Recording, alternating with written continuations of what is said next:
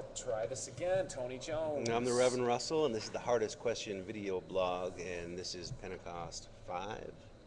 Sure. Yeah. Sounds right. And this is just a great, rich story. We're talking about Jairus' daughter. Yeah. We had little technical difficulties, but we're back now. Yeah. So it's like a kind of there's a pericope inside of a pericope here Yeah. with the story of Jairus and his daughter bookending the woman with the, hemorrhage. Yeah. The menstrual hemorrhage. Yeah. Who comes and touches Jesus. Yeah, and we were talking about before, I mean, there's these two stories, healing stories, can be contrasted in that here's this young girl, the daughter of this very privileged person, and then here's this woman who is an untouchable, who is unclean. Her hemorrhage are making her unclean, and she really has no one to advocate on her behalf. And right in the center of this whole pericope, you have Jesus calling her daughter. Yeah, and the textual issues, I really do find the Gospel of Mark so compelling and interesting. Yeah. Because Mark does give us these little bones of detail in the midst of otherwise kind of a really rapid fire kind of let's get through the but story. But then, he throws in these little details. And so maybe if anything, I'm tempted to make too much of these little details. And one of the details that's textually a little troubling is Jesus saying, "Who touched me?" Because, and then Mark, he doesn't say a power went out of me. It says, Mark says, because he, so then Mark does this omniscient narrator thing inside Jesus' head. Right. It says he asked this because the power went out of him. Yeah, like he says, "Who touched me?" And all the disciples are saying, "What are you talking about? It's a crowd. Everybody's touched you." But Jesus felt this power go out of him.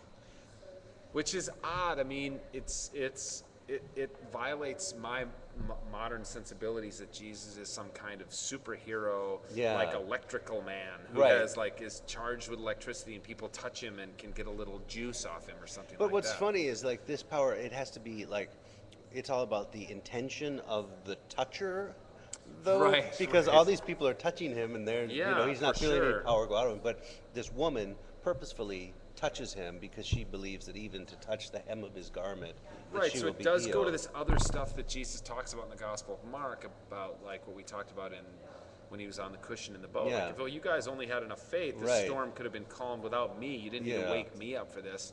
And so it's the same kind of like, it's her faith that makes her well. Yeah. And then how does the story of Jairus and Jairus' daughter connect with that? Like, it's Jairus' faith, because he brought his daughter. And then another one of those little details that always trips me up in this, like, he comes up on the scene at the end at Jairus' house, and everybody is just weeping. It says, who's just weeping because this daughter has died, and they're just this little girl's died. They're weeping, and Jesus says, "Don't worry, she's just asleep." And then it says, they laughed at him. Yeah. Like, really? They're like, "Oh, what? You're an idiot." I don't think that it just seems like odd. Yeah, there's a lot. I mean, it would be hard to, I think, really preach narratively in a 20-minute sermon through everything that's in this There's passage. So much in here, yeah. So it's maybe why you might just pick one, like, what is that thing, that splinter in your mind about this whole passage that you just can't get over and you need to preach your way through? Yeah, well, to me, what is beautiful, I would like always to contrast like the class issues or whatever that are here, and how that Jairus advocates for his daughter, and this woman has no one, so Jesus advocates for her.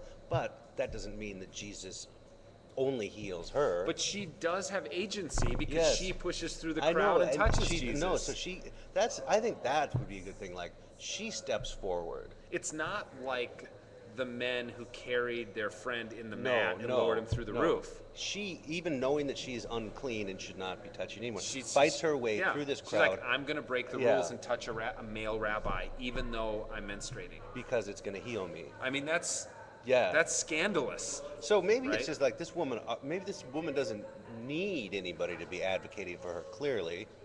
Right. You know? Yeah. Maybe it's this empowered woman is... who's ready to break the rules. Yeah.